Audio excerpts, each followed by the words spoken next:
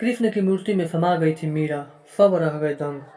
मीराबाई का जन्म सन 1498 में राजस्थान के एक राजपूत घराने में हुआ था।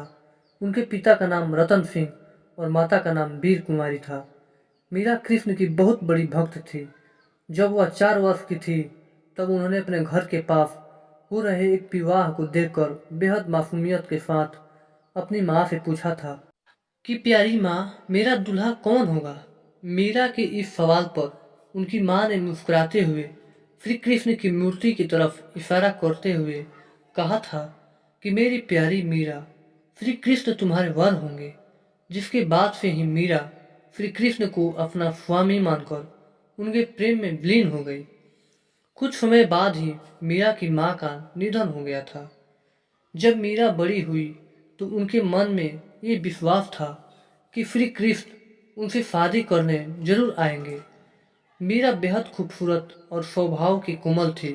वे बहुत सुरीली आवाज़ में गाना गाती थी। लेकिन मीरा की शादी मेवाड़ के महाराणा सांगा के पुत्र राणा सांगा से हुई। मीरा ये शादी नहीं करना चाहती थी, लेकिन परिवार के जोर देने पर उन्हें ये शादी करनी पड़ी। माना जाता है कि शादी के बाद भी मीरा का प्रेम कृष्ण के लिए कम नहीं हुआ। विदाई के समय कृष्ण की वही मूर्ति अपने साथ लेकर गई जिसे उनकी माँ ने उनका दूल्हा बताया था। शादी के बाद मीरा ससुराल के काम काज पूरा करने के बाद रोजाना कृष्ण के मंदिर जाया करती थी। वहां जाकर वह श्री कृष्ण की मूर्ति की पूजा करती, उनके लिए मधुर आवाज में भजन गाती और नृत्य भी करती थी। मीरा का कृष्ण के लिए प्रेम उनकी ससुराल वालों को बिल्कुल पसंद नहीं था। उनकी सास ने उन्हें दुर्गा माँ की आराधना करने पर जोर दिया, क्योंकि उनके ससुराल वाले दुर्गा देवी में बेहद विश्वास रखते थे। लेकिन ससुराल वालों के श्री कृष्ण की आराधना से रोकने पर मीरा ने साफ कह दिया कि मैं पहले ही अपना जीवन कृष्ण के नाम कर चुकी हूँ। इसके बाद मीरा की ननद उदाबाई ने उन्हें बदनाम करने की भी कोशिश की। उदाबाई ने अपने भाई राणा से कहा कि मीरा का किसी के साथ प्रेम संबंध है और उसने मीरा को उस व्यक्ति के साथ देखा है। ये सुनकर राणा बेहद क्रोधित हुए और आधी रात बहन उदाबाई के साथ मंदिर जा पहुंचे। मंदिर पहुंचकर उन्होंने मीरा को कृष्ण की मूर्ति के साथ अकेले ही बातें करते हुए देखा। ये देखने के बाद वह गुस्से से चिल्लाए कि मीरा, अपने जिस प्रेमी से तुम बातें कर रही हो उसे मेरे सामने लेकर आओ। इसके जवाब में मीरा कृष्ण की मूर्ति की ओर इशारा कर कहती है कि ये मेरे स्वामी हैं, इनसे मेरा विवाह हो गया है। यह सुनने के बाद राणा का दिल टूट जाता है, लेकिन फिर भी वह पूरी श्रद्धा से अपना पति धर्म निभाते हैं और आखिरी सांस तक मीरा के साथ देते हैं। मीरा का देवर विक्रमादित्य चित्तौड़गढ़ के राजा नए राजा के रूप में चुना गया था। उनको कृष्ण के प्रति मीरा की भक्ति और लोगों के साथ मीरा का मेल जोल पसंद नहीं था। उन्होंने मीरा को मारने के लिए फूलों के हार की एक टोकरी भेजी जिसके अंदर जहरीला सांप था। मीरा ने जैसे ही टोकरी खोलकर देखा तो उसमें कृष्ण की एक खूबसूरत मूर्ति फूलों के हार के साथ पाई। इसके अलावा विक्रमादित्य ने मीरा को मारने के लिए प्रसाद में भी जहर मिलाकर भेजा।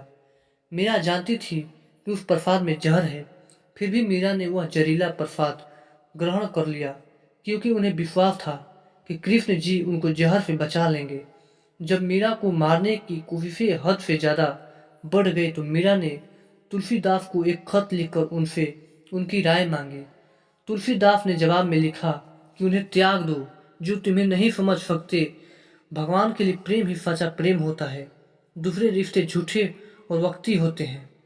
मीरा का जीवन उस समय पूरी तरह बदल गया जब अकबर और तानसेन वेश बदलकर मीरा के गाने सुनने चित्तौड़गढ़ के मंदिर आ पहुंचे। उन्होंने मीरा के पवित्र चरण छूकर कीमती जवाहरात की माला कृष्ण की मूर्ति के आगे रख दी। जैसे ही राणा को ये सूचना मिली वह बेहद क्रोधित हो गए, जिसके बाद उन्होंने गुस्से से मीरा को कहा कि जाकर डूब मरो और जीवन में कभी भी अपना चेहरा मत दिखाना। तुम्हारी वजह से मेरी और मेरे परिवार की बहुत बदनामी हो चुकी है। तुमने हमें लाछित किया है। मीरा ने राणा की कही बातों का पालन किया और वह गोविंदा गिरधारी गोपाल जपते जपते कृष्णा के ख्यालों में नाचते गाते नदी की ओर बढ़ने लगी। जैसे ही मीरा ने नदी में कूदने की कोशिश की, पीछे से किसी ने उनके हाथ को थाम लिया और वह गिरने से बच गई। मीरा ने मुड़कर देखा तो अपने प्रेमी कृष्ण को पाया। कृष्ण को अपने पास देखकर मीरा को विश्वास नहीं हुआ और वह कृष्ण की गोद में बेहोश होकर गिर पड़ी।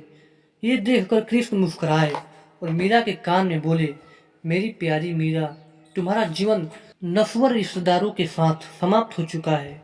अब तुम आज़ाद हो, खुश रहो, तुम मेरी हो और हमेशा मेरी ही रहोगी। इसके बाद मीरा वृंदावन चली गई। मीरा के वृंदावन चले जाने पर राणा वृंदावन आकर मीरा से माफ़ी मांगते हैं और अपने साथ चलने को कहते हैं, लेकिन मीरा साथ चलने से इनकार कर देती है।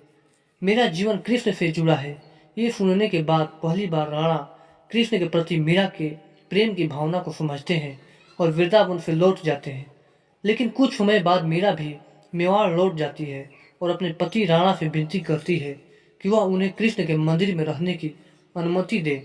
माना जाता है कि जन्माष्टमी के पर्व पर द्वारिका में कृष्ण के मंदिर में मीरा कृष्ण से कहती है कि वो गिरधारी, क्या आप मुझे बुला रहे हैं? मैं आ रही हूँ। मीरा को यह कहते सुन राणा और वहाँ मौजूद सभी लोग हैरान रह जाते हैं।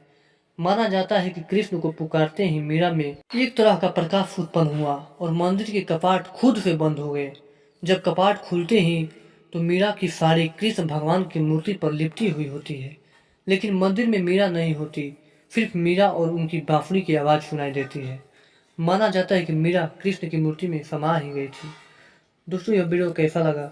अच्छा लगे तो लाइक और सब्सक्राइब जरूर करें।